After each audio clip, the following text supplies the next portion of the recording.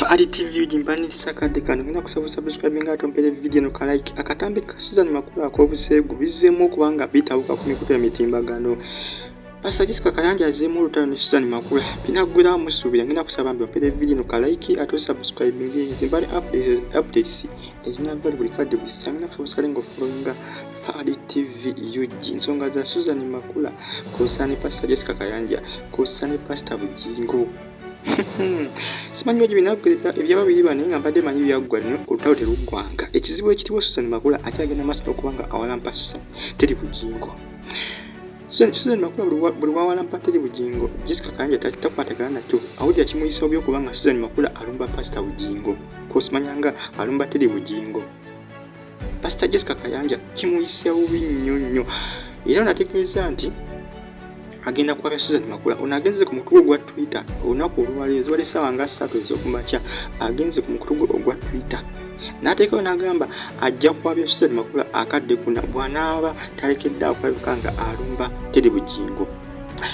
Pastor Jessica Kayanja awandisewo ng'agamba nti Susan Makula yatwala omusango mu kkooti naye akyaganya okugenda okugujja mu kkooti nga awayiza gundi awayiza ani ngawayiza Pastor Jessica Kayanja nti yamutyobula kusana okumuweebuula mu ku TV.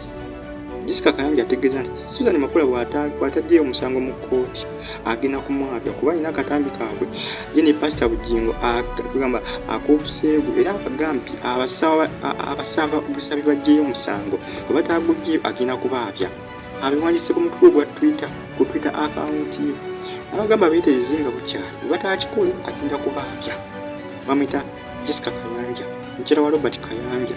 Olutalo lw'abasatu bano teruggwanga mpaka nakati bakyali mu kuyombagana bayombagana onaavuma agamba simanyi bali binaggula naye nga byo olutalo lwabwe lukyalanda lunaku olukya lwongera kkula. Jjukira ebbanga erisiwasooka ebbanga ndooza lya mwezi nga gumu bayombaganamuko era nga Jessica Kayanja bagamba ajja kuta akatambi kaabwe akalina wabula ate ne bimala ne bisirika kuba Jessica Kayanja yagamba badde asubira nti Susan Makula yajjayo omusango dda mu kkooti naye atagenza okuwulira ate nga kkooti emwetaaga. Susan Makula akyalimiddeko awulira ayagala kusibya Jessica Kayanja. Jessica Kayanja agambye tajja kikiriza kubanga Susan Makula amusibya kubanga talina nsobi yonna gye yakola. Era amusabye n'amugamba aggyeyo omusango mu kkooti mbagirawo bw'anaagaana okugyayo agenda kubaabya abaswaze bonna ate bw'anaamala obbaswaza naye agenda kuteekayo omusango mu kkooti agenda yeeroopere mu kkooti abaloopeyo naye bamutyobula kusina kumuyisaamu amaaso. Kwegamba essaawa zino ekiriwo buli omu kugenda kulopa mu kkooti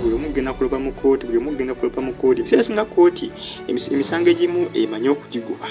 Kkooti tekwatagana misango gino kyakubanga muyombagana nga temuli muggumba egyo emisango bwe giti egiguba. Naye ate ogwa Susan Makula kkooti yagwaniriza olw'ensonga nti yagamba Jessica Kayanja yamutyobola kusina kumuyisaamu amaaso ku mitimbagano kussa ne ku mikutu egy'empuliziganya. Kuba Susan Makula ye bwe yalopa mu kkooti ng'agamba Jessica Kayanja yamuyisaamu amaaso kussa ne kumutyobola ku mitimbagano. Kkooti ensonga lwaki yawuliriza omusango gwani gwa Susan Makula kandi Jessica Kayanja alina okufa okulaba ng'omusango aba agenze kugulopayo nga gulimu eggumba nga gujja kuleetera kkooti okulabika nga ekola ki egusa ebitabo bya kkooti eby'emisango. Ogunabya teguli mu ggumba kkooti ejja gugoba egambe teguli mu ggumba. Jjukira Susan Makula ye kyasabira kiri kimu kyokka Jessica Kayanja baba tuteyo omusango kkooti egugobe. Ogugwa ejjukira gye guli era kkooti yayisaani Jessica Kayanja yamuyise guluddeyo nno kwa Susan Makula yako omusango guno yagulopa ndowooza mu mwezi ogwa April mwezi ogwokuna. Susan Makula yalopera omusango ng'alopa Jessica Kayanja guwadde gwasirikamu kkooti nga tannaba guwulira olw'ensonga nti Jessica Kayanja yali yagamba Susan Makula aguggyeyo kati nga Susan Makula ali awo yeebuuza ekyokuba tekitegeera nga yeebuuza oba aguggyeyo oba aguleeteyo kwegamba ng'akyali awo bimusobedde. N'essaawa zino Jessica Kayanja amulabudde n'amugamba aggyeyo omusango mbagirawo kuba yagenda baabya ne Pastor Bujingo alina akatambi ki kalina Jessica Kayanja atiisa oba ali siriyaasi. Ono agenze ku mukutu gwe ogwa Twitter gy'abiwandiise ku Twitter account ye n'abagamba bannaye Susan Makula mbasaba busabi muggyeyo omusango mu kkooti bwe mutaguggyeyo ngenda kubaabya ngenda baswaza kubanga mugamba nti nabaswaza sibawushi nabaswaza kubanga nze nali nwanirira omuntu atalinaako amulwanirira kuba Jessica Kayanja agamba nti ye yali alwanirira Pastor Teddy Bugingo ye bwe yali alwanirira era nategeeza nti ajja sigala nga alwanirira Pastor Teddy Bugingo paka wanaafuna obwenkanya era Jessica Kayanja ategeeza nti agenda mu kkooti naye agule omusango agugule okwani ku Pastor Bugingo ng'agamba nti Pastor Bugingo yagaana okulabirira abaana be yazala mu Teddy Naluswa amanyikiddwa nga Teddy Bugingo. Teddy Naluswa original names agambye yagenda mu kkooti agule omusango awaabira Pastor Bugingo okubanga yagaana okulabika nga alabirira abaana be yazaala. Nagambye bagenda kukwatagana ne Teddy Naluswa bagende bagole omusango mu kkooti ku Buganda Road. Bafuukulaba nga ne bano nabo bafufugaza nga ye bagezako okulabika nga bamufufugaza okubanga bamunyigiriza mu ngeri emu oba endala. Jessica Kayanja ebintu byano tebiggwanga ebyokubanga bayombagana buli ssaawa besojja beerumaluma buli kadde each and every time beerumaluma buli kadde buli ssaawa buli kadde bane manyi ebintu byabwe byaggwa naye tebiggwanga mpaka nakakati bali mu lutalo naye nga Jessica Kayanja bagambye Teddy Susan Makula obunjagaza emirembe ejjayo omusango mu kkooti akidde leero ku mutuku gwa Twitter jjukira Susan Makula adde yagenze mu kkooti olunaku olw'Emmande n'agamba kkooti eddemu buli omusango gwe yawaabira ndi mwana muwala mukazi mukulu amanyikiddwa nga Jessica Kayanja mukazi wa Pastor Robert Kayanja.